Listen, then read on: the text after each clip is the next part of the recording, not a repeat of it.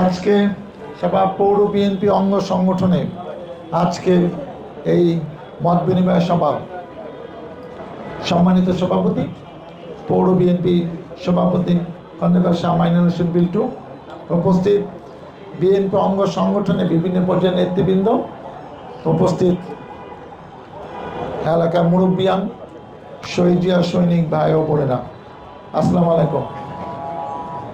আমরা সবাই জানি যে আমাদের সামনে 12 তারিখে নির্বাচন, 20 তারিখে মনোনয়ন প্রত্যাহারের শেষ দিন। এগুলো আমাদের ঢাকা 19-এ কোনো সমস্যা নাই। সমস্যা আছে জোটে আমাদের প্রতিপক্ষ যারা, তাদের কাল প্রতীক ব্যালট পেপারে থাকবে কি থাকবে না সেটা হয়তো কালকে যারা যারা প্রত্যাহার করবে তখন এটা নিশ্চিত হওয়া যাবে। কেন এখনও আমরা জানি না যে আসলে সাভারে কি হচ্ছে। বাজারে অনেক রকম গুজব আছে, এটা নিয়ে আমরা মাথা না ঘামাই। আমরা আমাদের দল নিয়ে, প্রতীক নিয়ে, ইলেকশন নিয়ে আমরা মাথা ঘামাই। কালকে সন্ধ্যা পরে আমরা সবাই জানতে পারবো কি হলো। আর 21 তারিখে আমাদের আনুষ্ঠানিকভাবে প্রতীক দিবে, যেটা নির্বাচন কমিশনের নিয়ম, যে উইথড্র হওয়ার পরে তারপর যার যা প্রতীক সে পাবে। 22 তারিখ থেকে তারপরের দিন থেকে আপনি লিফলেট দিয়ে দৃশ্যমান মাঠে ময়দানে ভোট চাইতে পারবেন। আমাদের এই 3টি ডেট খুবই ইম্পর্টেন্ট। আর হলো 12 তারিখে আমাদের নির্বাচন, 10 তারিখে লাস্ট প্রচারণা করা যায়। 2 দিন আগে এটা আমাদের অভিজ্ঞতা থেকে জানি যে 12 তারিখ সকালে নির্বাচন হলে লাস্ট জনসভা নির্বাচনী কার্যক্রম 10 তারিখ পর্যন্ত করা যায়, রাত 8টা পর্যন্ত। এখন আজকে আপনাদের ডাকা হয়েছে বেশ কিছু ব্যাপার নিয়ে। আপনারা অনেক কিছু হয়তো জানতে চান, আমারও কিছু কথা বলা আছে। দেখেন, বিএনপি একটি বড় দল। এখানে মনোনয়ন নিয়ে অনেক রকম দৌড়াদৌড়ি যুদ্ধ করতে হয়। তারপর 100 মনোনয়ন পেলে তারপর সবাইকে নিয়ে কাজ করতে হয়। একটি যুদ্ধের আগে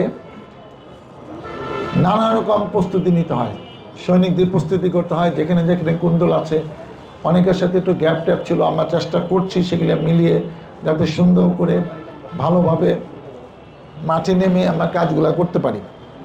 তা আমাদের যেটা আমরা করি অভিজ্ঞতা থেকে, যে আমাদের এখন সমস্ত কর্মকাণ্ড হবে সেন্টারকে কেন্দ্র করে। 275টি সেন্টার ঢাকা 19-এ, পৌরসভাতে 73টি কেন্দ্র। এবং সেই সব কেন্দ্রে আমাদেরকে 2টা কাজ করতে হবে। একটা হলো যে এইটা কেন্দ্র কমিটি করতে হবে। কেন্দ্র কমিটির ব্যাপারে আমার পরামর্শ হলো যে যারা আপনারা যার যার এলাকায় বসে, আপনাদের এখানে ম্যাক্সিমামের অভিজ্ঞতা আছে। এমন কোনো এলাকা নাই যেখানে নতুন ব্যাচ আসছে, আগে কোনো দিন কোনো ডিউটি পালন করে না, একটাও এলাকা নেই, আমি শিওর। কেন আমি সব পুরান লোকগুলোকে দেখতে পাচ্ছি। আপনারা বসে একটা কমিটি করে, আমি অনুরোধ করবো যে 22 তারিখের মধ্যে আপনারা দিয়ে দেন। পাশাপাশি আরেকটা কাজ একসাথেই করেন, যে এজেন্টগুলোর নাম দেন। যেখানে একটা কেন্দ্রে সাধারণত 500 ভোটারের জন্য একটা রুম হয়। তো কোনো জায়গায় যদি 2000 ভোটার থাকে, তো ধরে নিতে পারেন যেখানে 4টা রুম হবে। তো প্রতি রুমে একজন করে এজেন্ট থাকবে। এবার কিন্তু ক্লিয়ার মেসেজ, মহিলাদের কেন্দ্রে 100% মহিলা দিতে হবে, পুরুষদের কেন্দ্রে 100% পুরুষ দিতে হবে। অনেক আছে যে একটা কেন্দ্রে পুরুষ মহিলা একসাথে, তো সেখানে 4 জন থাকলে 2 জন মহিলা 2 জন পুরুষ। আগে অনেক সময় কিন্তু আমরা ওই কেন্দ্রে 4 জনকে পুরুষ দিয়ে চালাইছি। এখন কিন্তু নির্বাচন কমিশন বলছে যে না, ওই মহিলারা যদি রুম ভাগ করে দেন তাহলে মহিলা এজেন্ট দিতে হবে। এই ঝামেলা এই বছর থেকে এটা নাই। অতএব নির্বাচন কমিশন যেসব নিয়মকানুন তৈরি করেছে, আমাদেরকে জানাইছে, সেগুলো আমাদের মেনটেন করতে হবে, নাহলে আচরণবিধি লঙ্ঘন হবে, এটার জন্য জরিমানা হবে, আরও অনেক ঝামেলা হইতে পারে। আমরা সেই ঝামেলায় যাব না। তো সেই কাজটা আমি অনুরোধ করি। আর এজেন্টের ব্যাপার হয় কি, ধরেন একটা জায়গায় 4 জন আছে, প্লিজ আপনি 5টা নাম পাঠান। কেন পাঠান? ইলেকশনের দিন সকালে তা এমন একটা পারিবারিক ঝামেলা পড়ছে, সে ঢাকা চলে গেছে তার মারে নিয়ে, বাবাকে নিয়ে। তো এজেন্ট তখন কারে দেবে? তা আগের থেকে নাম থাকলে আমরা মানসিক প্রস্তুতি থাকলাম। আর একটা হলো একজনকে দিয়ে যে সিনিয়র, কেন ওই ভোট গণনার সময় যে কোনো লোককে দিলে কিন্তু সেইটা বুঝবে না। এর অনেক চালাকি আছে। এই যে যাদের সাথে ইলেকশন করতেছি, এরা যে কত চালাকি জানে। এই ফেসবুকে কি বট ফেসবুক নামে চালু আছে, এটা কি মানুষের না কি আমরা জানি না। তো এদের সাথে মোকাবেলা করতে হলে একটু সাহস, স্থানীয় লোক, প্রভাবশালী পরিবারের সদস্য, যে আমার ফেস ভ্যালু আছে, এরকম লোক যেন যে লাস্ট হবে এটা কিন্তু আগের থেকে মার্ক করতে হয়, যেখানে 4টা নাম পাঠালাম এই লোকটা ভোট গণনার সময় থাকবে, এই এজেন্টটা। তো সেটা কিন্তু আপনাদের আগের থেকে ঠিক করে রাখতে হবে। তো এই কাজগুলো, এবং এটার জন্য ভোটার আইডি আর 2 কপি ছবি দিতে হবে। আমরা এটা ফাইনাল করে আবার ওইটা ঢুকাইয়া আমরা 4-5 দিন আগে কি 7 দিন আগে 10 দিন আগে হয়তো এবার আগেই নিয়ে নেবে, 15 দিন আগে এটা নিয়ে নেবে। এদেরকে আমরা কিন্তু আবার ট্রেনিং দিব, একদিনে না হোক 2 দিন 3 দিনে দিব। এবং আমাদের 2জন লোককে অলরেডি ঢাকায় ট্রেন আপ করা হয়েছে, সিনিয়র 2-1জনকেও রাখবো। আমাদেরও কিন্তু কথা আছে যে ইলেকশনের দিনে এজেন্টদের কাজটা কি, যারা এজেন্ট থাকবে তাদেরকে আমরা সেই ট্রেনিংটা একদিন সারাদিন ব্যাপী দিব, কিংবা 2 দিনে সেই ট্রেনিংটা হবে, সমস্যা নয়, আমাদের কাছে সময় আছে। তো এই কাজগুলো করতে হবে। আর একটা হলো কি, আমরা নানা কারণে অনেক জায়গায় হয়তো মহিলা দল বিচ্ছিন্নভাবে অনেক এলাকায় হয়তো ভোট চাইছে, কিন্তু আবার অনেক জায়গায় আমার কাছে খবর আছে যে 6তলা বিল্ডিংয়ে 6 তলায় উঠতে পারে না। আমি জিজ্ঞেস করছি যে 6 তলায় উঠো নাই কেন? ভাই এখানে উঠতে গেছিলাম, দেখি নিচে তালা খুলে না, উঠে নাই। আর একজন উঠে নাই যে এই যে এরকম 2-3টা 6 তলায় উঠলে তো যে আমি আরও রাস্তা দিয়ে যে হাইটা আমি যে চাললাম ওইটা পারলাম না, ওইটা আমার মাথায় আছে যে 8-10টা বিল্ডিং আমি উঠি না, এটা আমার পরে ভোট যাবো। আচ্ছা যাক, একসময় চাইলেই হইল। জামাত ইসলাম একটা কাজ করে কি, এখন করতেছে না, আগে করছে, এক বাসায় গিয়ে দরকারে একটা ভোটারের জন্য 5 মিনিট 10 মিনিট 15 মিনিট বৈশা থাকো, যা যা বোঝানো বোঝায় ফেলা।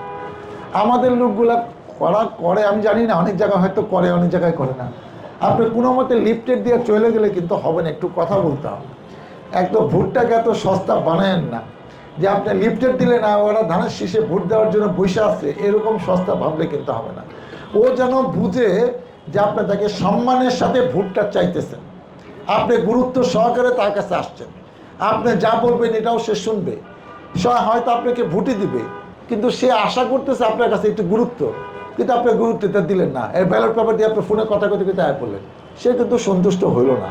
তো যারা আমাদের লোক তারা তো আশা করে যে আমাদের লোক আমাদের কাছে ভোট চাবে, ভোটটা আমি দিব, আমার 2-4 কথা জিজ্ঞেস করে আছে, কোনো সুযোগই দিল না, ঠাস দিয়ে গেলেন। বিশেষ করে মহিলাদের আমি বলতেছি, এবার 22 তারিখ পরের থেকে যে কাজ শুরু হবে, এখানে যেন একটু গুরুত্ব সহকারে ভোট চাওয়া হয়, তারা যেন সম্মানিত ভোট করে। কম লোকের কাছে যান, যার কাছে যাবেন সে যেন বুঝে যে না এটা ভালোভাবে ভোট চাই গেছে। এরকম ভোট চাওয়া আগে দেখি নাই। সময় লাগুক, 1 দিন নয় 2 দিন, 2 দিন নয় 3 দিন, কিন্তু কষ্ট করে সম্মান দিয়া গুরুত্ব দিয়া লাগলে তা ওখানে বসেন, চা খাইতে চাইলে খান, সমস্যা কি? এত সময় হিসাব করার দরকার নেই। কারণ আমাদের নির্বাচন তা আমরা জানি, নির্বাচনের কাজ কিন্তু আমরা আরও কয়েক মাস আগের থেকেই কম বেশি করতেছি। তো এখন আমাদের কাছে ভোট চাওয়া একটা নৈতিক দায়িত্ব। যারা ভোটার তারা আশা করে যে আমার দল হয় প্রার্থী কিংবা প্রার্থীর পক্ষে দায়িত্বশীল লোক আইসা লিফলেট দিয়ে আমার কাছে ভোট চাবে। তো সেই কাজটা না করলে কিন্তু এটা ঠিক হবে না। এবং এইবারের নির্বাচনে আমার কাছে মনে হচ্ছে, এটা ব্যক্তিগত মতামত, এই মানে যদি ওইভাবে প্রতিদ্বন্দ্বিতা না হয় তাহলে তো অনেকে ভোট কেন্দ্রে যেতে চাবে না। ভোট কাস্টের জন্য আমাদের যেটা করতে হবে, ইলেকশনের দিন যেসব জায়গায় মানে একটু দূরের থেকে ভোটার আনতে হয়, প্রচুর ট্রান্সপোর্টের ব্যবস্থা করতে হবে, রিক্সা ভ্যান অন্যান্য যা যা আছে। অতীতে আমরা যা করেছি তার থেকে এবার যেন আমরা বেশি করতে পারি। তাইলে হবে কি, যদি ট্রান্সপোর্ট অ্যাভেলেবেল হয় তাহলে হয়তো ভোট কেন্দ্রে অনেকে যাবে, অনেকে আগ্রহ আছে, নতুন ভোটারদের অনেক আগ্রহ আছে, যারা এবার প্রথম ভোটার হয়েছে দেশে এই প্রেক্ষাপটে, তারা এবার আসলে ভোট দিতেই চায়। আবার অনেকে 2-3 বছর ভোট দিতে পারে না, তাদেরও আগ্রহ আছে। তো আমরা তাদেরকে যদি একটু রিকোয়েস্ট করি, বারবার ভোট চাই, তাদের আগ্রহটা বাড়বে, তখন মিস করবে না। বিএনপি নেতাকর্মীদের একটা সমস্যা হলো, এই হিন্দুদের দেখবেন, অন্য দলের দেখবেন, এই 8টা 9টা 10টা 11টার মধ্যে তাদের ভোট দেওয়া শেষ। আর বিএনপির লোকরা 11টা পরের থেকে শুরু হয়। আরও আমাদের নেতৃত্বরা অনেকে 2টা পরে একবারে ভাত খেয়ে যামু, একদম রেজাল্ট নিয়ে একদম উপজেলায় গিয়া সব খবর নিয়ে বাড়িতে আমু, আর সকালবেলা একটু আরাম করে ঘুমাই কিংবা অন্য কাজ করি। এটা করেন না। অতীতে অনেক অভিজ্ঞতা আছে, প্রত্যেকটা ভোটই ইম্পর্টেন্ট। ভোট আগে দেওয়া দরকার হলে বাসায় এসে ঘুমান, কিন্তু ভোটটা আগে দিয়ে নেন, ভোটের জন্য কাজ করে থাকেন। আর যারা নেতৃবৃন্দ, আমরা 2 মাস ধরে কষ্ট করতেছি, ইলেকশনের দিন একদিন কম ঘুমাইলেন, একটু কম আরাম করলেন, এইটি আমার কথা। পরিশেষে আমি যেটা আপনাদের উদ্দেশ্যে বলতে চাই, আমি বেশি কথা বললে হবে না, লাগলে শেষের দিকে আবার কিছু কথা বলবো। আমরা চাই যে এখানে কোনো ওয়ার্ডে যদি কোনো সাংগঠনিক সমতা থাকে, এখানে এসে ব্যক্তিগত কথা বলার দরকার নাই, ও আমার কথা শোনে না, ও বেশি মাতবুরি করে, এইসব কথা না বইলা কীভাবে ইলেকশনটা এই বাকি দিনগুলা করলে সুন্দর হবে, এলাকায় ভোট কাজ বেশি হবে, লোকজন যেটা আশা করে। এক এক এলাকায় এক এক রকম সমস্যা থাকতে পারে, এগুলো একটু আমাদের সামনে বললে আমরা নোট নিব এবং বক্তৃতার শেষে বিল টু বুথ আরও যারা দায়িত্বশীল আছে তারা উত্তর দিবে, আমিও এগুলো খেয়াল করব। আমরা শুনতে চাই ওয়ার্ডে প্রেসিডেন্ট সেক্রেটারি বাইরেও কিছু গণ্যমান্য এলাকার মুরব্বী আছে যারা ধানের শীষে শুনলে ঘরে বসে থাকতে পারে না, এদেরও কোনো কথা থাকতে পারে আমার উদ্দেশ্যে, দলের উদ্দেশ্যে, ইলেকশনে ক্যাম্পেইন নেওয়া। এরা একটু কথাবার্তা বলুক। অনেকদিন পর আজকে পৌরসভায় এতজন নেতাকর্মী এখানে এসছেন, তাদের মুখ থেকে তো আমরা কিছু কথা শুনতেই চাই। আপনাদের টেনশনও কিছু নাই, যেহেতু এটা বলতে বলতে হয়তো 8টা, 8:30, 9টা বাজবে, তা আপনাদের খিদা লাগলে কী করতে হয় সেই বুদ্ধি আমরা রাখছি, আপনার টেনশন করার দরকার নাই। আমরা একটু আলোচনা শুনি, মন খুলে আলোচনা শুনি, আর পরিস্থিতি হইলে কোনো উত্তর নগদ দিব, কোনো উত্তর আছে পরে দিব। সবাইকে ধন্যবাদ, আপনাদের মন খুলে কথা বলার জন্য আহ্বান জানাচ্ছি। সম্মানিত সভাপতি, উপস্থিত নেতৃবৃন্দ, বিদ্যুৎ ইমোশনাল বক্তব্য শুনলাম। বিদ্যুৎ একটু অসুস্থ, তার ফাইল কাগজপত্র আমি দেখেছি। ওকে হয়তো এক সময় বাইরে যেতে হবে, দোয়া করি যেন চিকিৎসা করে সে আমাদের মধ্যে ফিরে এসে আরো সক্রিয়ভাবে তার দায়িত্ব পালন করবে। পরে আমি বিচ্ছিন্নভাবে কিছু কিছু প্রশ্ন উত্তর দিব। আমি মনে করি 4-5 মিনিটের মধ্যে আমার বক্তব্য শেষ হবে। আমি বদির আসলে বলছি, তোমরা এই খাবারটা ম্যানেজমেন্ট করো যাতে এটা তাড়াতাড়ি দিতে পারো। পিছিয়ে লোক ঠিক করে সামনে লোক থাকে। নিচেও 1-150 মানুষ ছিল। আমরা কিন্তু সাউন্ড সিস্টেম এমন করেছি, নিচে বসে আমাদের সমস্ত কথা শুনেছে। আমার নিচে আমার খাবার ঢুকিয়ে গেছি। আমাকে আবু মোল্লা ভাই প্রশ্ন করেছিল যে আপনারা যে কেন্দ্র কমিটি করবেন,